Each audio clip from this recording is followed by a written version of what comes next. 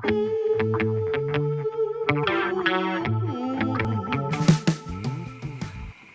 and welcome back to the Red Sofa with Penny and Helen. Today we're going to be talking about a subject very dear to us. Some of you might not know this, but gosh, how many years ago? Oh golly, don't ask questions like 10, that. 12? Gospel choir, we're talking about the gospel choir. The Beacon Gospel Choir was founded by Penny and Kevin, which is how I came to singing Out of the Ashes, actually, because I started singing for the gospel choir first. Penny. How did it happen? How did it all happen? Okay. I used to go to a church in London, and it was a very vibrant, lively church. And there were some amazing musicians there, and the music was fantastic. And if we went anywhere else and we sung, you would other people from other churches would say, "Wow, what amazing singing! What lovely music!" And it was such fun. And then we moved to the Cotswolds, and I really missed it. And we moved to a little church, which was just a delightful church, and we were surrounded by really nice people. But I was struggling with 2 mile an hour hymns and hymns ancient and modern and things of that sort, I've got to be honest. And I'd always wanted to sing in a gospel choir anyway, but there's a real lack of gospel choirs out in the Cotswolds. So the obvious thing, if you haven't got one and you want one, start it. So what we did is we put an ad in the local church news, and it said, "Think Purple Cassocks, think Whoopi Goldberg," and you've got a clue of what we're trying to achieve with this. And we invited a whole bunch of people. We had about 25 people responded to the first ad, and we invited them all over, gave them a glass of wine, because we had a few inhibitions to get rid of. Yeah. And everybody stood like this and was very formal and held their notes too long, etc. And we just gradually worked with it. But the thing was, I needed numbers. I needed to have a good pool of people to work with. And I remember my son, who was about 4 at the time, probably 3 or 4, he was coming back with his nana from having done something. I don't know what they've been doing, but they were in the car. And they were about to turn into our road, and there was a car blocking it. And the car was blocking it because Dad was letting his little girl, who was probably about 3 or 4, also have a wee in the side of the fence. And so Nana and James waited patiently before turning, and then when they finally were free to move and started to come down our road, Nana said to James, "Well, that was a bore, wasn't it, James?" And James said, "You should have done what Mum does." And Nana said, "What was that?" And you're thinking, what is it that Mum's about to be accused of? And he said, she would have just invited them to join the gospel choir. And apparently, whenever I moved anywhere and met anybody, I said, "Oh, come join the gospel choir." Which brings me on to when I met Penny, because our sons played tennis together when they were really, really tiny. And you came across to me, and the first thing you said to me... This poor victim woman. I was like, okay. And the first thing you said to was, "Helen, can you sing?" And my response was, "No, but I can dance. I love to dance." And that's how I ended up singing. Which this brings up, because the thing was, everybody would say, you'd occasionally get people that could sing, people that thought they could sing but actually didn't sing as well as they thought they could, and they needed a little bit of reining in sometimes. But there were an awful lot of people thought they couldn't sing. And the thing that I say, and I talk about this when we're on stage, is if you can speak, you can sing. And you might never have developed the muscles to actually... It's a bit like running, you know, if you've never run and never tried to run, then you're not going to be able to run well.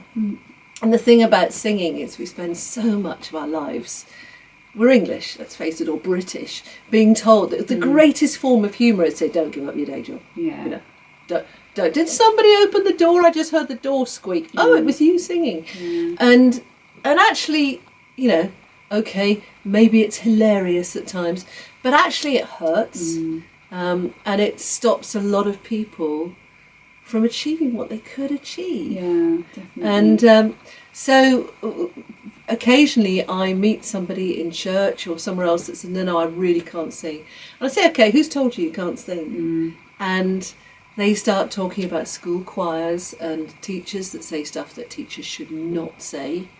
And also, we've got James. James, when he was 3 or 4, 5, 6, 7, 8, right the way through junior school, there would be school nativity plays. School nativity plays are brilliant. Look on YouTube, they're brilliant.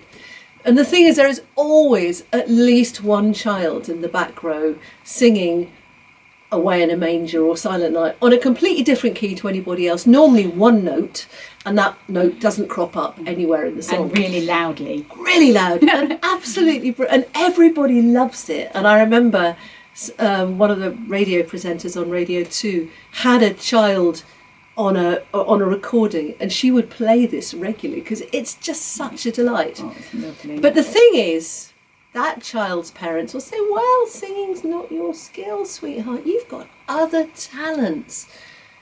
But the child will actually remember that I can't sing. I can't sing. And they'll hold that for the rest of their days. But actually, so I used to have great fun doing this.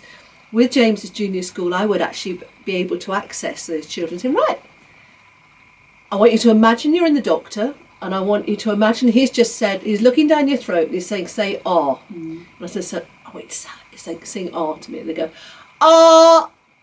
And you go, great, there's a note. Let's find it on the piano. And we find it on the piano. And then we start pushing them up a little bit. And then we start pushing them down a bit. And by the end of the first lesson, you've got 3 notes out of them. And they might, the next time you come back, there might be a different 3 notes or whatever, but you will gradually extend their range, and if they're prepared to work hard at it, that by the end of a week they'll have an octave.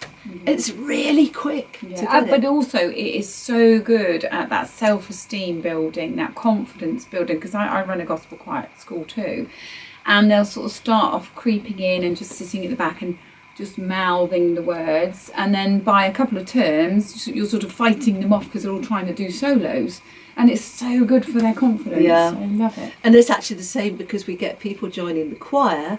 Sometimes they'll join literally because they've just had a huge family trauma. They've just been divorced, or they've been abandoned, or they've been widowed, or, a whole variety of things that can happen that leave somebody feeling utterly emotionally and spiritually destitute. And a friend will say, come along to choir. And you find these people are just reborn. It's incredible. And the first time they go on stage and do a live performance, are like a frightened rabbit.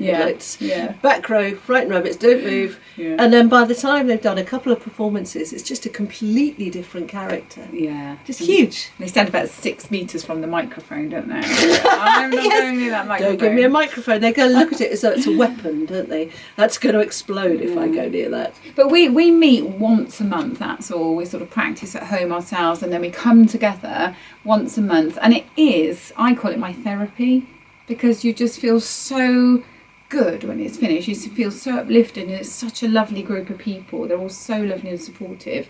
It is therapy, isn't it? Oh, it's definitely therapy. Yeah. And I think one of because originally when we started, we kind of had this group of people, and it is a bit. You used a phrase, sticking jelly to the ceiling, which I really like that phrase. And herding cats is another one, which is one I've used for this before. That trying to get a body of people to be consistently enthusiastic and professional and moving in the same direction and go home and practice. And I remember having severe battles because within each harmony section you'd have 1 or 2 strong people. Originally it was just 1 strong person in each harmony section. Praise the Lord that we had that 1 in each case. But if they didn't turn up, it was a complete rabble. Yeah. And so I remember sending some fairly strong emails out saying, right, if you're going to be in the choir, you have to practice. And you have to practice at home. Yeah. And you have to know that when that note to come in comes in, you know that it is there that you're meant to come in, or it's that note you're meant to hit. Because otherwise you find you've got one person sings and everybody just follows infinitely slowly afterwards.